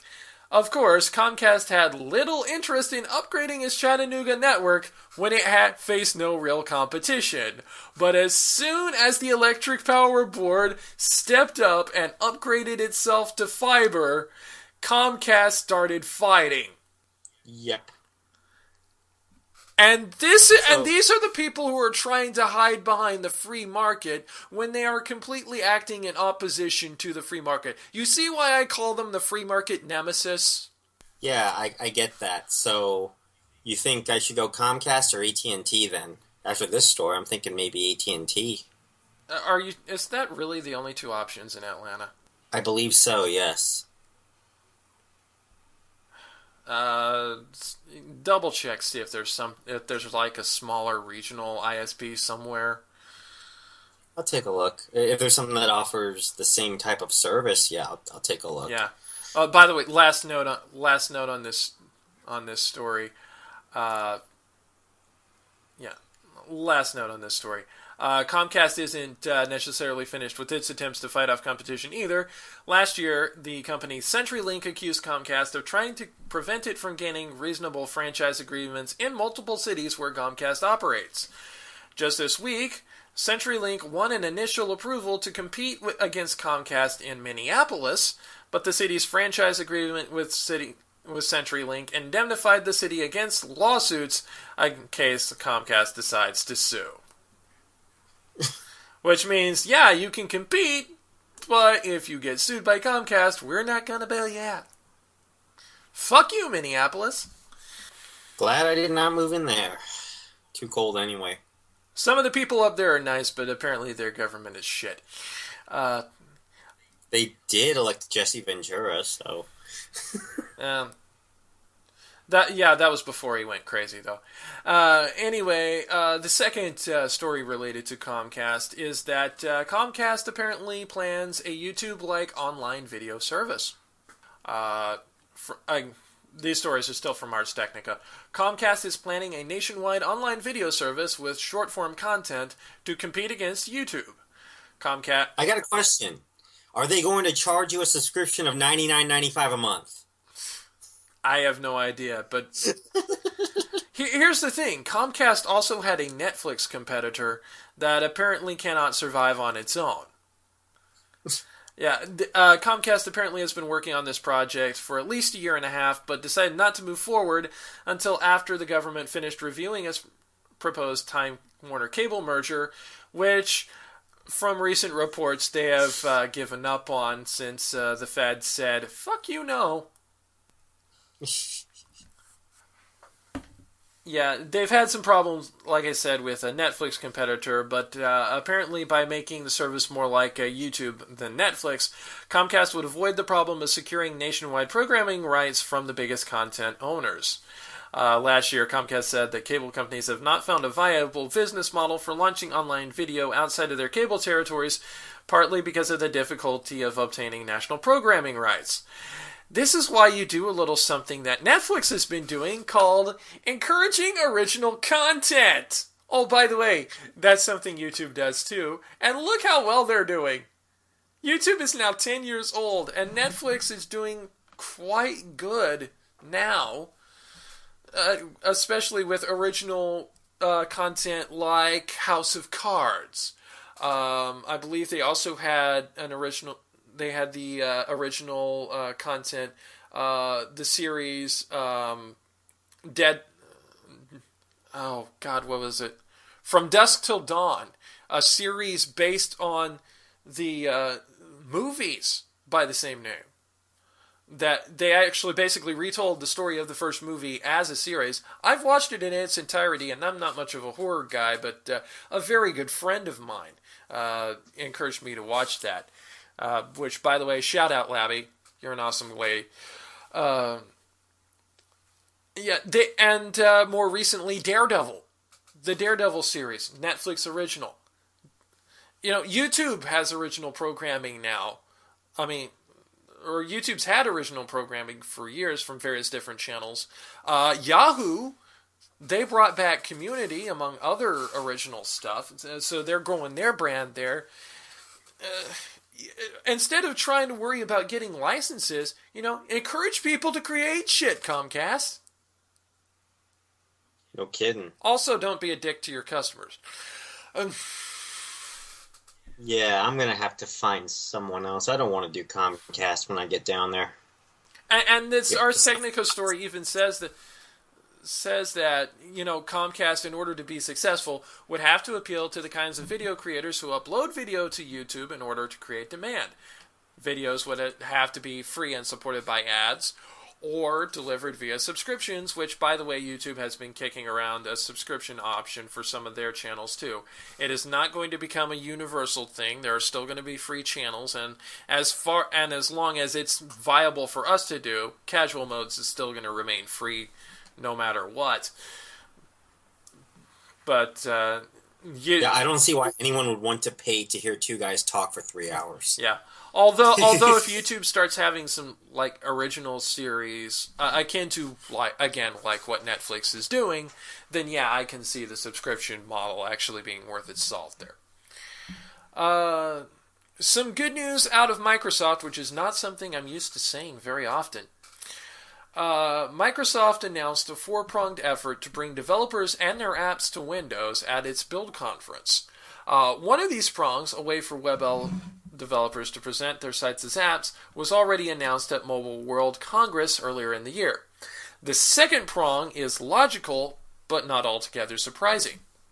In Windows 10, developers will be able to specially prepare existing Windows apps, whether either Win32 form, .NET WinForms, .NET WPF, or any other Windows development technology, and sell them through the Windows Store. Unlike the traditional Windows application installation experience, these apps will be guaranteed to install, update, and uninstall cleanly. One of the most important things that Store apps do to ensure that users feel confident trying apps out and removing them when they don't like them. The next two prongs are what are really surprising. Microsoft is going after developers of Android and iOS apps. With Project Islandwood, iOS developers will be able to take their iOS apps and build them for Windows. For Android, there's a similar project called Project Astoria, which, there have been some apps that are similar that you have between iOS and Android that have versions on Windows, but it's never really exactly the same app. In this case, having basically a similarity in functionality and experience between iOS, Android, and Windows Mobile is becoming increasingly more likely. Cool. And this really goes to show a world of difference between 2015 Microsoft and the Microsoft of, say, 2004. They're becoming a lot more open to the fact that this space is not theirs anymore, but they kind of want to make sure that they still have their foothold and some universality where they can work not only within Windows devices, but maybe even with other devices that you might have, like Android devices, iOS devices. So it's really showing some future sight out of Microsoft. They're adapting, basically. Yeah. And also, with Windows 10 being a free update for phones, tablets, PCs, and whatever else you have, you're basically going to have one unified version of Windows for everything, which is a good goal to have, even if they kind of messed up with it on Windows 8 style. Yeah. Yeah, it isn't, and Microsoft's intent, as the story knows, isn't to make BlackBerry 10 kind of capitulation, where the answer to the app gap was just to run Android instead. Instead, it's for them to actually be Windows apps that are a lot closer to what you'd get on iOS and Android to make those experiences more similar between the three devices so that it's not as, for lack of a better word, painful to use a Windows device. And I've gone on record personally saying that I like the Android platform the best, but if anything is likely to get me to become Microsoft for most of my devices, it would be honestly something like this. And I hope that the new version of Windows 10, with elements like this, gets its proper due in the marketplace.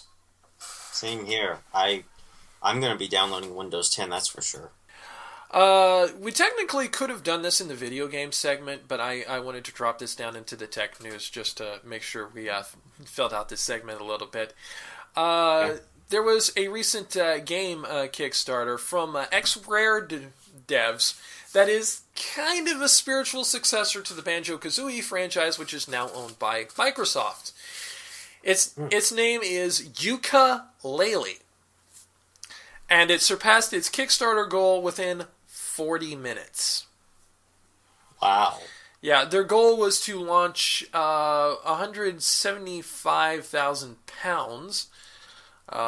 What that is in dollars, I'm not entirely certain. Well, at press time, at the time that this story went up, their donation total had already surpassed 400,000. Yeah. So, yeah, the company Playtonic, made up by former Rare staffers, kind of felt an emotional attachment to Banjo-Kazooie, so they did kind of the same thing that Keiji Inafune did with Mighty Number 9, and made a spiritual sequel. And this game plans to launch on Windows, Mac, Linux, Xbox One, PlayStation 4, and Wii U. And they have already passed several of their stretch goals as of the time that this podcast is being recorded. And they definitely have their biggest stretch goal right now is £1 million sterling. So if the close for the campaign is in mid-June, it's very, very likely they're probably going to reach that. And if that's the case, I wish them all success with this. Beats the guy who made, I think, something like $6,000 saying that he's just going to make potato salad. To be fair, what he decided to do after that blew up and he got so much money was that he donated the potato salad to a food bank. So props to him. Yeah. You've heard. Hope it's good. Yeah, you've heard of the Tesla Roadsters, correct? The high-end electronic cars. Yeah. Well, they recently released new home battery units for charging for Teslas, known as Powerwalls. So, baby, you're the only one that can charge me, apparently. And after all, it's a Powerwall. For 10 kilowatt hour units, they are going to cost $3,500, which is not surprising because Tesla's stuff is largely freaking expensive. But yeah, stationary batteries for households and utilities that can store energy to charge up Tesla Roadsters. There's also going to be a cheaper version that is only 7 kilowatt hours for $3,000. And it will also help a house with solar panels deal with daily fluctuations in energy supply. So it does more than just charge up an electric roadster.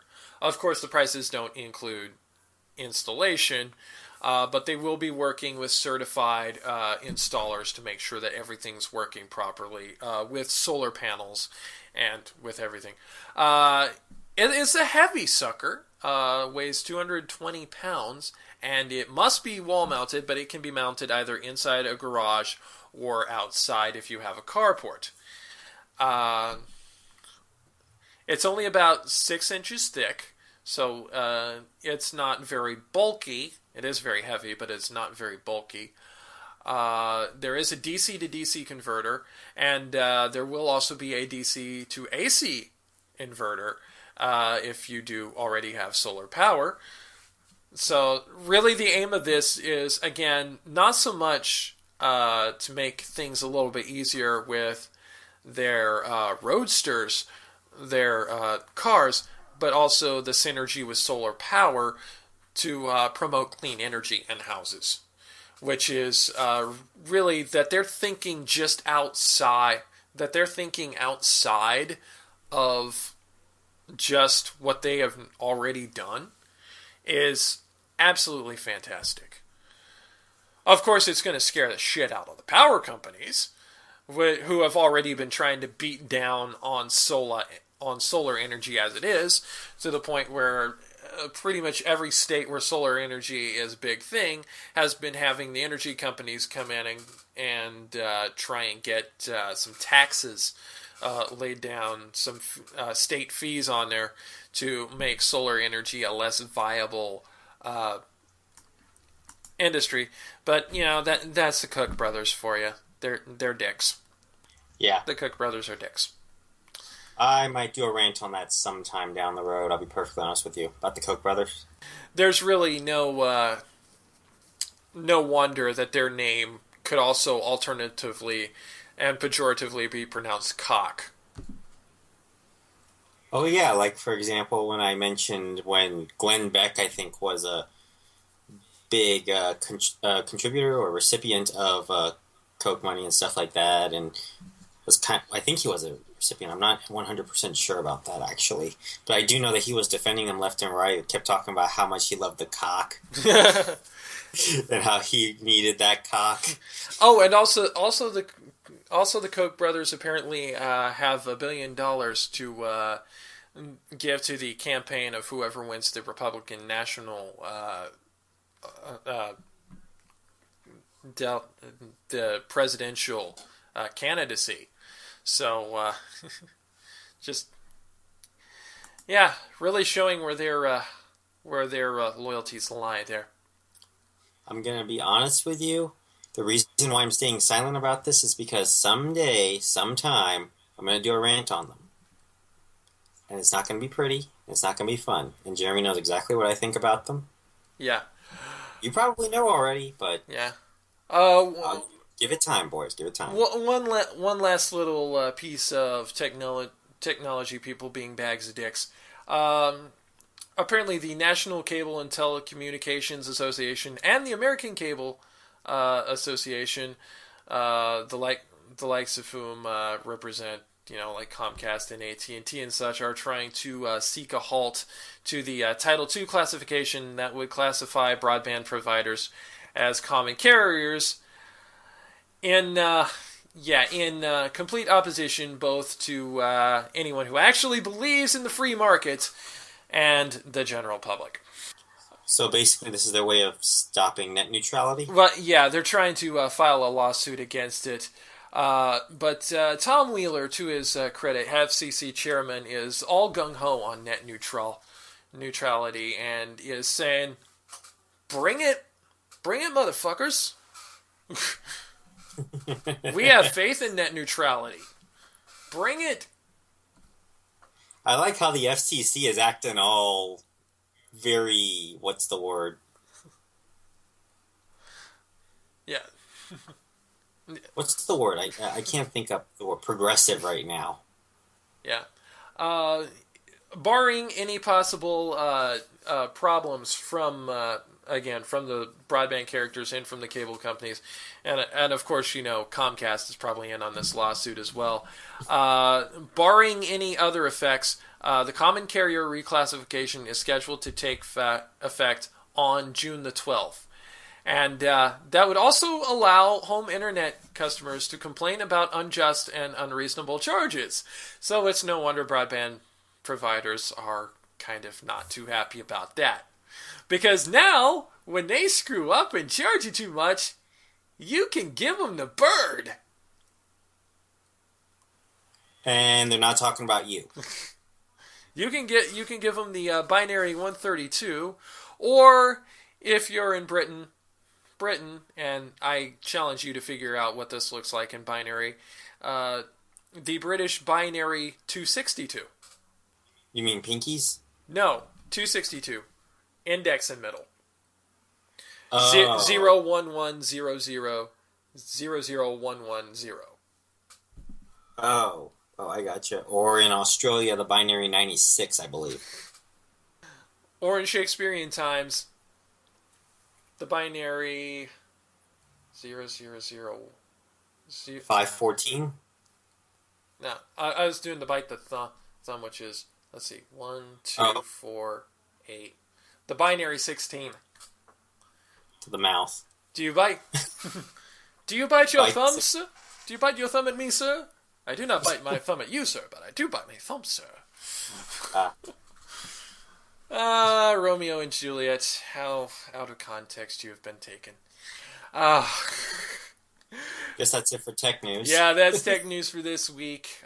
We have silly news and dumb tweets for you coming in just a little bit.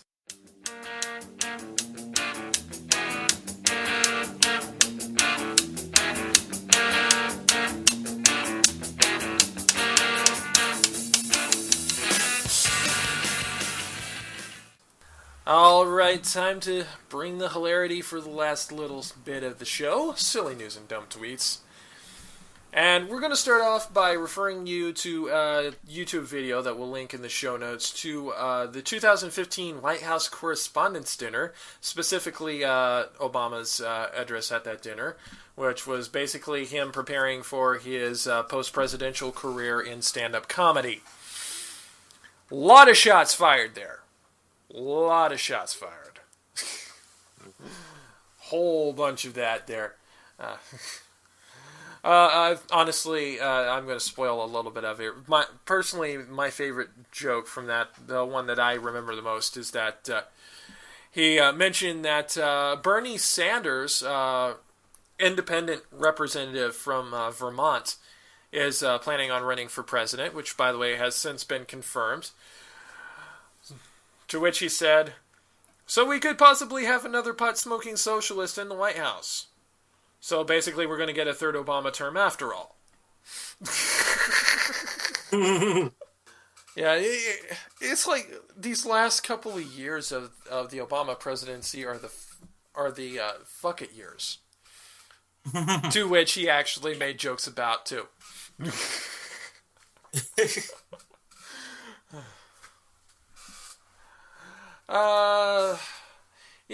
We have this scourge now with drugs becoming increasingly weirder. People being able to synthesize new ways to get each other high, which one of which that we're going to be mentioned here was actually mentioned on What the Fuck Is Wrong With You, Nash Bozard's show a couple of weeks back. And here's kind of a collation of them. From Fort Lauderdale, Florida, one man ran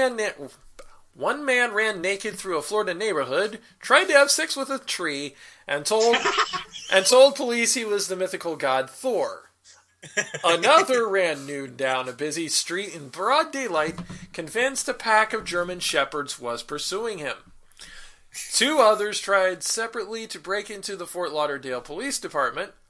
They said they thought people were chasing them. One of them ended up impaled on a fence. The common element to these and other bizarre incidents in Florida in the last few months is Flakka, an increasingly popular synthetic designer drug. Also known, I thought it was a rapper. Also known as gravel and readily available for $5 or less a vial. It's a growing problem for police after bursting onto the scene in 2003. It's the latest in a series of synthetic drugs that include ecstasy and bath salts. Yes, it's related to bath salts. Be afraid. But officials say Flakka is even easier to obtain through small quantities through the mail. Flakka's active ingredient is a chemical compound called alpha PVP, which is on the U.S. Drug Enforcement Administration's list of controlled substances most likely to be abused. It is usually made overseas in countries such as China and Pakistan. Flakka, a derivative of the Spanish word for a thin, pretty woman, is usually sold in a crystal form and is often smoked using electronic cigarettes. Great, now we're giving vapors a bad name. Thank you. As if some of them didn't already do that themselves. Which are popular with young people and give off no odor. It can also be snorted, injected, or swallowed. And moving further down to what the actual effects of Flakka are, it basically rewrites your brain. There is a member of the Broward County Sheriff's Office who actually mentions it actually starts to rewire the brain chemistry. They have no control over their thoughts. They can't control their actions. It seems to be universal that they think someone is chasing them. Oh, good God. Oh, no, this is funny. Like, we need more paranoia in this country as it is. You know, it's bad enough that we've got, like, crack cocaine and PCP and meth and heroin. But now we've got to invent new ways. I mean, come on. I don't think that Sammy Hagar was being literal when he said, so many ways to get you high, I want to try them all just once before I die. I do not think he was being literal. You know, I think that the reason that they have bath salts, the reason why that Las Vegas has the zombie apocalypse store is because of bath salts. Yeah, well, here's turn people into these eating zombies. It's so hilarious. Here's a brief history from a slideshow underneath this story on the Huffington Post about the history of bath salts. July 2012, Pennsylvania. Carla Murphy had a baby, then allegedly took bath salts and a turd and attacked nurses and cops. After having a baby, she did this. Wow. That's amazing endurance there.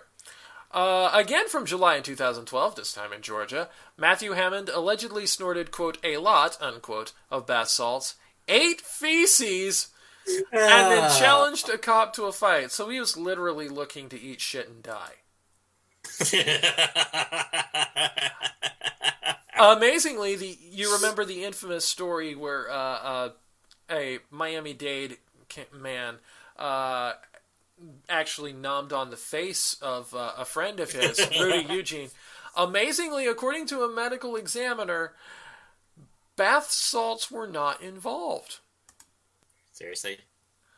But here's irony for you. A nude man in Florida in July of 2012 was caught humping the air naked and screaming, bath salts are bad for you.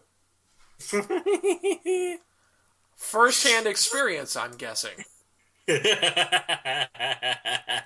In June of 2012, Shane Schuler, also from Florida, seeing the theme here, allegedly exposed himself to a 3-year-old. Wow. Congratulations, you're now a sex offender. June 2012 from Miami. 21-year-old homeless man Brandon DeLeon allegedly growled, I'm going to eat you, and tried to bite a cop while cruising on some bath salts and the horrific malt beverage Four Loko. Oh. Well, definitely brought the essence of Four Loko to its name. That's for definite sure there. February 2012, Ronald Sellers of Tennessee allegedly took bath salts, and according to authorities, he hallucinated a burglary and called the cops to his home while he was high on bath salts. So in this case, it was actually not him committing a crime while he was on bath salts. Supposedly, he thought someone else was. June 2011, we're going even further back now. Bahad Mahmood, Louisville, Kentucky, arrested for disorderly conduct, amongst other charges, after drinking hand sanitizer.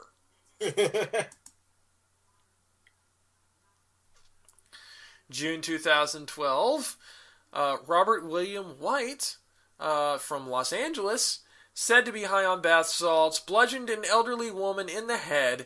He claimed he was an alien who talked to Jesus. That's 35 different types of crazy right there. And that lady... I got nothing. Sorry. And yeah, that's just... No, I got nothing. In the immortal words of Nash Bozart and Tara Dinahan, the old drugs still work. Let's go. I'm just starting to think that... But enough of that wacky flocka lame. And there's your title.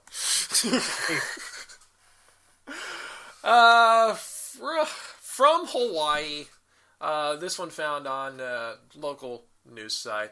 KOCO.com, Channel 5 out of Oklahoma City. Taser used on man flying drone over a volcano. A Hawaii park ranger deployed his taser on a man flying a drone over a volcano, according to an Associated Press report. The ranger apparently asked the man 3 times to bring down his unmanned aerial vehicle. The man allegedly ran away when asked to identify himself. It should be noted it's illegal to fly unmanned aircrafts inside a national park. According to Hawaii news station KITV, the ranger said he deployed his taser because the man was about to run off a cliff near the edge of the volcano's rim. The man subdued was identified as Travis Ray Sanders. According to the Associated Press, he eventually brought the drone down. So let me get this straight. He had to have a taser used on him, not because he was getting ready to assault somebody, but because he was about to accidentally throw himself off of a cliff near a volcano. You know what? I'm all for Darwinian evolution. Maybe he should have gone over the cliff. One less idiot in the gene pool. I mean, I can understand wanting to fly a camera drone over a volcano, because let's face it, that'd be some really, really freaking awesome imagery. But it for one, know the law, and 2, watch where you're going while you're running.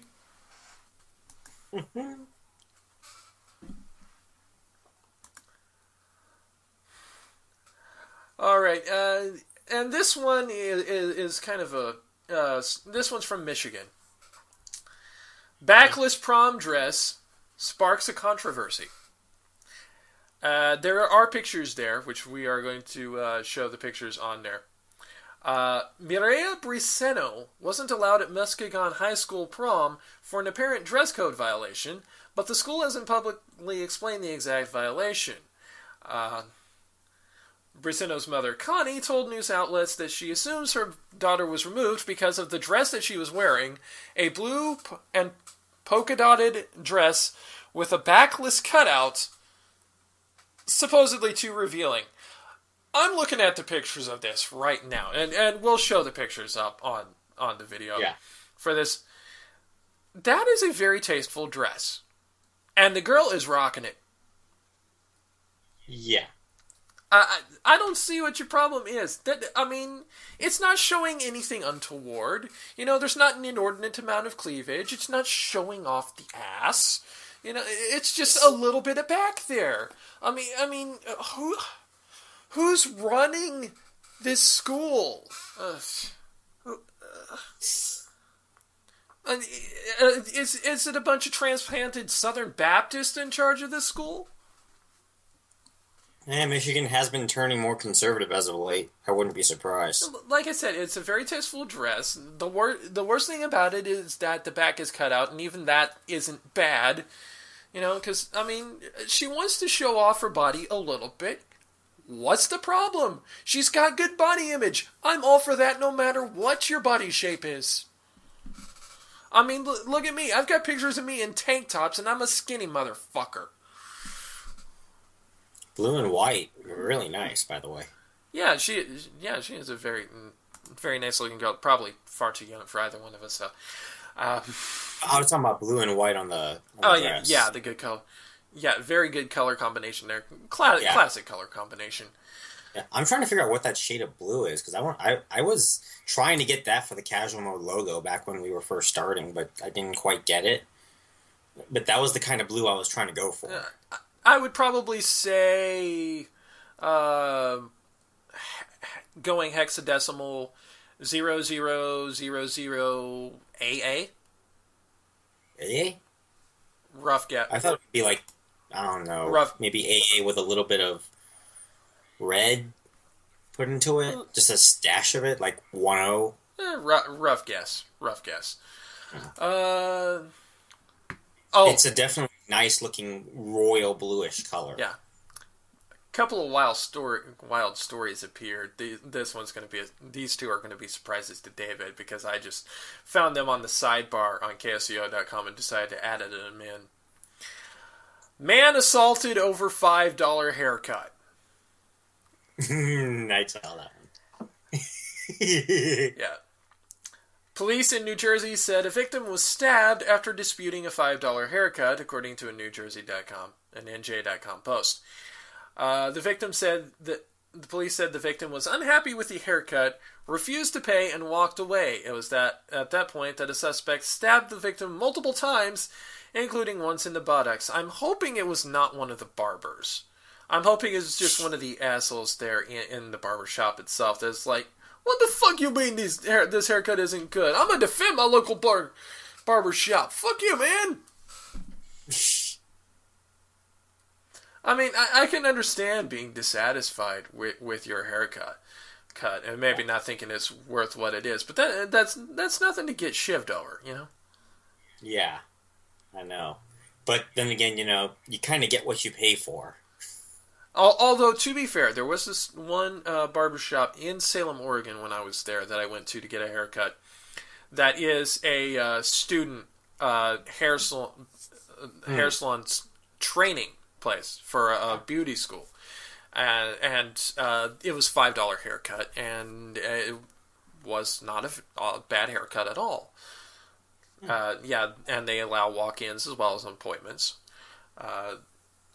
So, yeah, it was not a very bad haircut at all. It was definitely worth the $5 that I paid for it, if not a little bit more. So, some of these places that have $5 haircuts can be very good. Clearly, this one was not. And this one is in Alaska. Men allegedly steal pizzas, try to sell them to cops. Oh my god, that's a classic America's Dumbest Criminal story right there. 2 Alaska men allegedly stole 80 frozen pizzas from a warehouse and then tried to sell the pizzas to police, according to the Alaska Dispatch News. Authorities who were investigating the case didn't have to look hard for the culprits. The men allegedly called the Gamble Police Department offering to sell pizzas. They were arrested and faced theft and burglary charges, according to the Associated Press. Yeah, they stole frozen pizzas, or as they call it in most of Alaska, pizzas. No! Hashtag shots fired. Alaska is cold. Alright, and last but not least for the silly news, this one's out of Calgary, Canada. Have you heard of this service called Airbnb?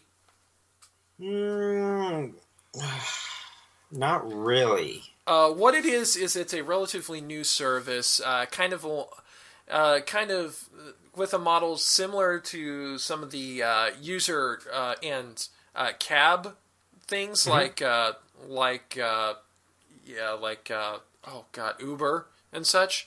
Except mm-hmm. You rent out your home to people who travel various different places, kind of like a bed and breakfast to make a little extra cash.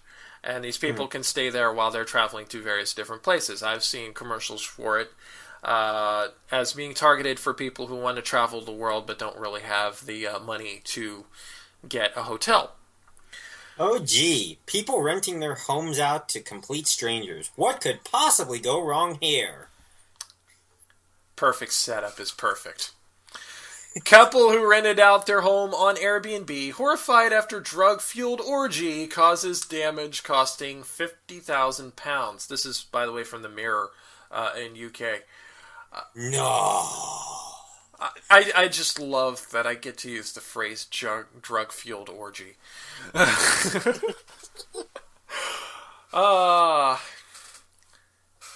Urine, semen, and vomit were found in a couple's home after it was trashed by someone who rented it out online.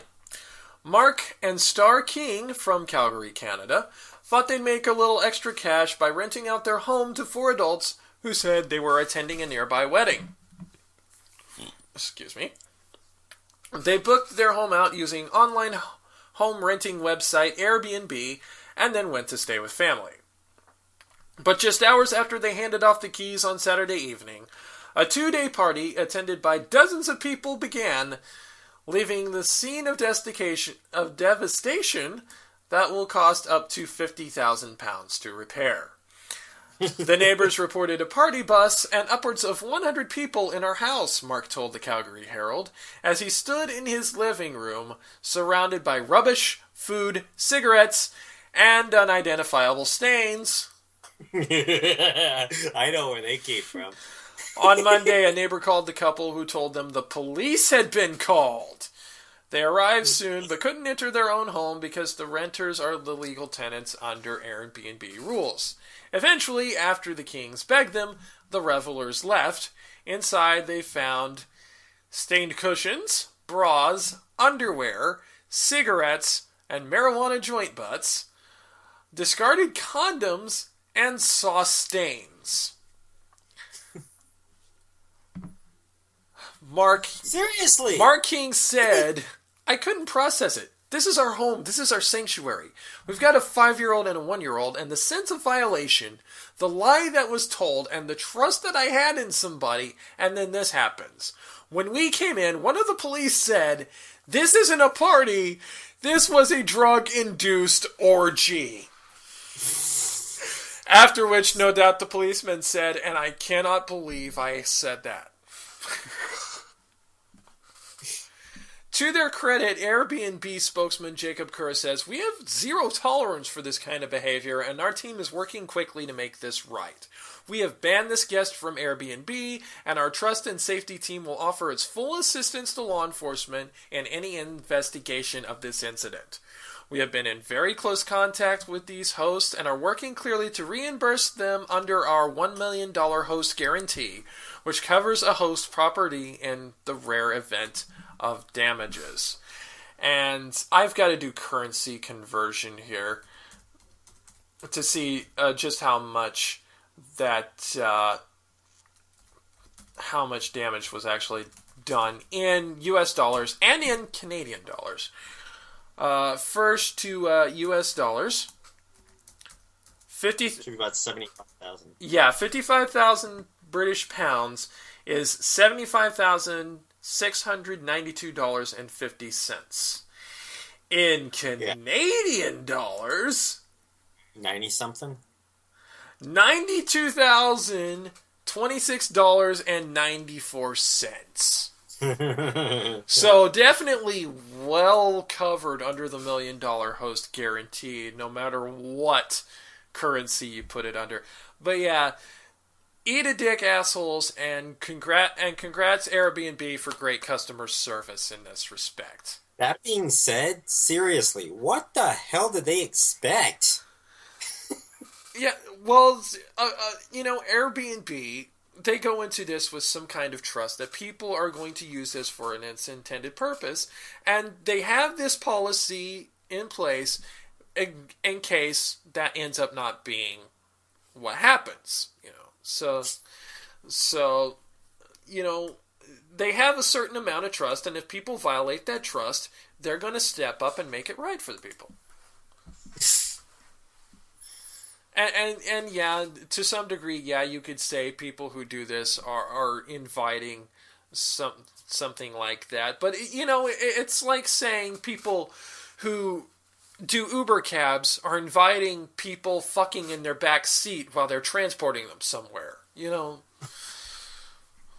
Maybe technically it might be able to happen, but according to the terms of these companies, there are certain things that are understood you probably should not do in either these houses that you're rented out or the cars that you are being transported in. If you violate those rules, it's your ass. Anyway, enough of the stupidity. Let's get more stupidity. All right. More stupidity. Well, this one's technically a Facebook post, and but actually, before you start with the Twitters, we do have one that is a screenshot of a tweet from several years ago. Strangely fitting, given recent events in Baltimore. From February 13th, 2012, The Fraternal Order of Police of Baltimore City once tweeted, "Where were all these video bloggers when police and firefighters remained inside the World Trade Center working to save lives?" Okay, first, that happened in 2001. Video blogging was not yet a thing. I mean, right now, we are just now coming up on the 10th anniversary of YouTube. So, video blogging really wasn't a thing until 2005. Second, they would have rightfully been kicked out by those people who were working in the World Trade Center for being a risk and for impeding the rescue efforts. Right. 3, bet you're regretting that tweet now, aren't you? Because now you're having those video bloggers tweet your police officer's stupidity to the world.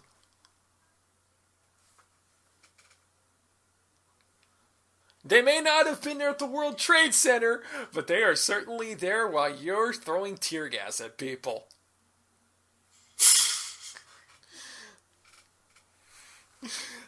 Anyway, carry on, please. Okay. Keeping on the subject about the Baltimore riots, there is an assistant prosecutor in Wayne County, Michigan that had to resign a little while ago because of a Facebook post that she put up regarding the Baltimore protesters. Her comment, "Shoot 'em, period, end of discussion." Okay. Now, first off, I want to mention that I have heard a lot worse from bigger political figures.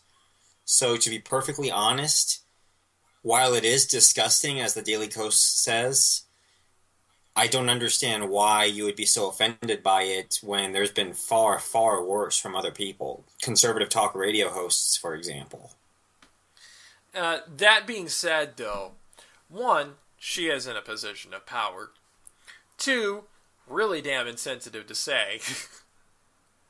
And 3, if everybody has guns and everybody starts shooting at everybody else, pretty soon nobody will be having guns because nobody will be left alive. Pretty much, yeah. And I'm pretty sure that's not the way this should end in Baltimore. Well, technically, one person still has to be alive at the end of it all. There can be only one. Now. It is very possible that the last 2 people standing could manage to shoot each other at the same time. Oh, yeah, I guess there's that.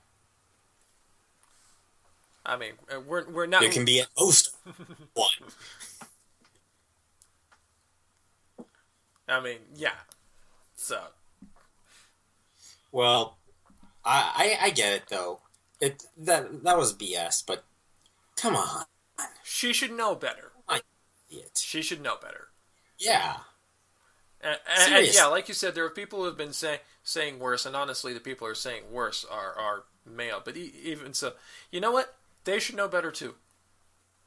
If you're in a position in power on something like this, even if you do sympathize with the police and believe them as opposed to the protesters, you should know better. Because you say stuff like this, somebody's going to take it in ways that are just going to inflame the situation. Though I will say I've heard much worse from conservatives. You know, it's like when... And I forgot to mention this during the draft part. Jameis Winston, after he got drafted, took a picture of himself eating crab legs, which, to be fair, he had been donated for a charity event by one of the captains off of Deadliest Catch. And people just took him to task for it because of the whole... It was initially shoplifting crab legs and then later finding out that crab legs had actually been gifted to him thing. Because it appeared that he really wasn't getting anything, that he didn't really learn anything from that experience. And I will admit, yeah, I see that it's a joke. But at the same time, I also see that he's an idiot for making that joke. Yeah. Alright, next one. Yes. All right, so this next one. Great tweet here. Classic dumb stupidity. I'd rather kill myself than commit suicide. I'm not sure that's how it works. Next tweet. So here's this guy tweeting to everyone in public. Someone is breaking into the beach house. No joke. Oh my God, help. It's called... What would be the first thing you would do here? Well, I would pick up this wonderful little device. It's a device that allows you to transmit your voice over a longer distance than even you can yell. It's called a telephone. I would punch 3 buttons. 9, 1, 1. And then when someone over this magical technology acknowledged my existence, I would let them know there's this asshole trying to break into a beach house. Come get this guy.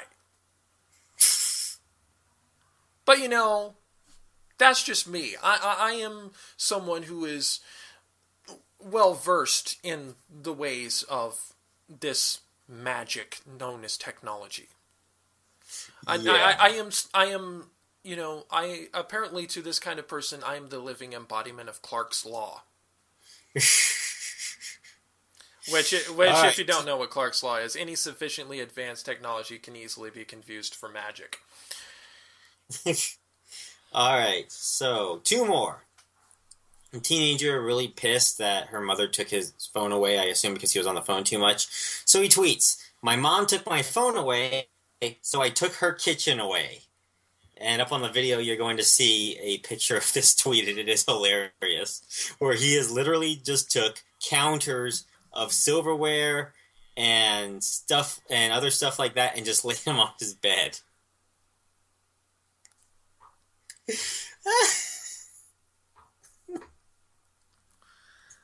I'm going to take a wild guess and say that they had takeout for dinner that night.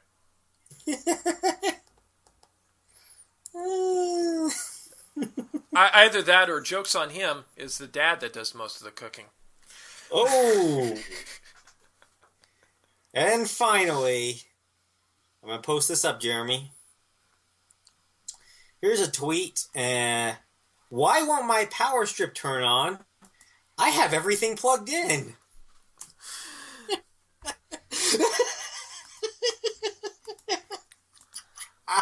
There's something missing from that circuit. Not quite certain what it is. Maybe, I don't know, a source of power?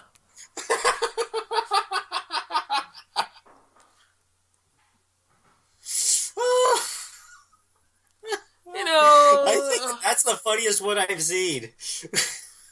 And it's not, the sad thing is, it's not an isolated incident. That has happened, people have done shit like that before. Oh my God. So, yeah, it's that one's not anything new.